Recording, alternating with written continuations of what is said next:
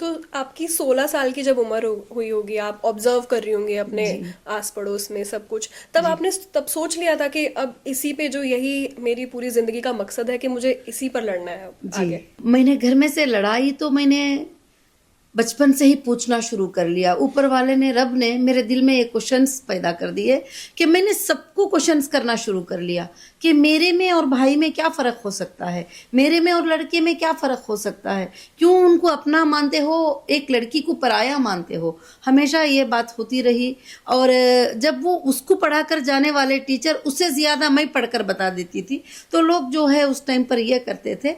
तो मैंने जब उस वक्त से शुरू करते करते यहाँ तक कि जब मैं 15 साल की एज को पहुंची, तो उस वक्त तो मुझे इतनी समझ आ गई थी कि यहाँ तक कि मेरे आसपास बहुत सारी औरतें जमा हो गई थी। बिल्कुल। तो जी। जैसे आप बड़ी होती गई जी। जी, आप। बड़ी होती गई और मैंने सबको बताया कि हमारे कुरान को पढ़कर मैंने बताया, इंडियन कॉन्स्टिट्यूशन के बारे में मैंने स्टडी किया और मैंने बताया कि सबके इक्वल राइट्स हैं, इक्वल जस्टिस हैं और कहीं पर भी ऐसा नहीं लिखा है कि लड़की को इस तरह से करना कम है है। किसी से। और उस वक्त में आप समझ सकती है कि कितनी दुनिया टूट पड़ी होंगी।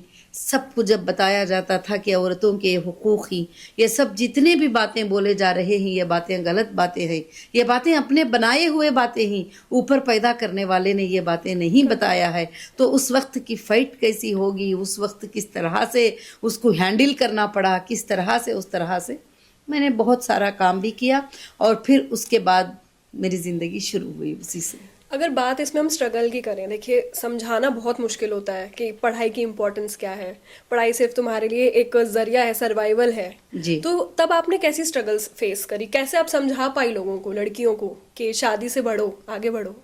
उस वक्त ऐसा था कि 7th पढ़ लेती कोई भी लड़की तो उसको रोक देते थे, वो बता देते थे कि 12 साल तेरी उम्र हो गई, अभी जाना नहीं है कहीं पर भी।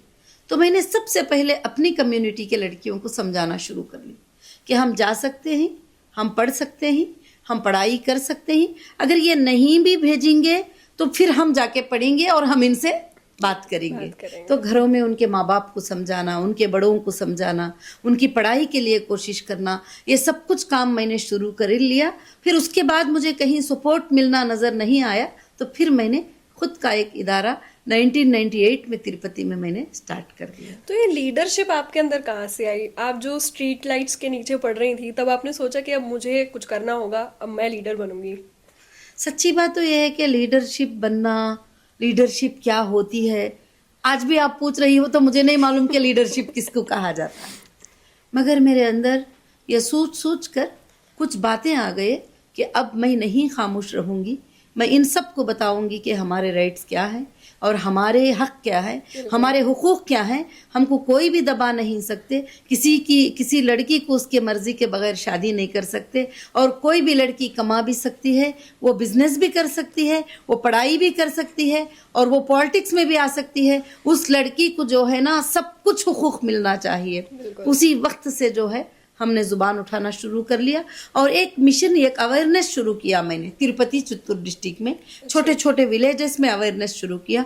10 लड़कियों को जमा करना, 5 लड़कियों को जमा करना, 10 महिलाओं को जमा करना। लड़की तो मान जाती थी, छोटी बच्ची होती थी, मगर उसकी माँ कभी नहीं मानती, उसकी दादी कभी नहीं मानती, उसके बाप कभी नहीं मानते। फिर मेरा काम हो गया कि उनको समझाना जाके कि नहीं, ऊपर वाला रब तुम्हें ऐसा नहीं बोल रहा है, ऐसा बोल रहा है, ये बात ऐसा हमारे किताबों में ऐसा है, मगर मौलाना साहब ने ऐसा बता दिया था। मतलब इस तरह से क्या होता था कि काफ़ी हुकूक, उनके राइट्स पूरे भी खो जाते थे। ऐसे हज़ारों लाखों के ज़िंदगियां तबाह हो जाते थे कि जिनको कुछ पता नहीं होता था। आज माहौल बहुत बदल चुका है। फिर उसके बाद वहाँ से वहाँ, वहाँ से वहाँ मैंने एक स्टेट में काम किया। काम करने के बाद फिर दूसरे स्टेट को पता चला तो फिर वहाँ के लड़कियाँ मुझे बुलाने लगे। फिर तीसरे स्टेट में पता चला, वहाँ के महिलाएं लड़कियाँ मुझे बुलाने लगे। फिर और चौथे स्टेट में पता चला। तो इसी तरह मैंने पूरे हिंदुस्तान का करीब दौरा किया है, सिर्फ महिलाओं के राइट्स के लिए, बच्चों के राइट्स के लिए। उसके बाद काफ़ी स्कूल्स, काफ़ी कॉलेजेस, काफ़ी सारे चीज़ें मैंने शुरू कर लिया और उसी के लिए मैंने बिजनेस भी, हमारा हीरा गोल्ड के नाम से बिजनेस शुरू किया था। उसमें हमारे महिलाएं ही 95% ज्वाइन किए थे और उन्हीं से हमारा बिजनेस चलता था। उसी से सब कुछ, उसी से था सब कुछ भी।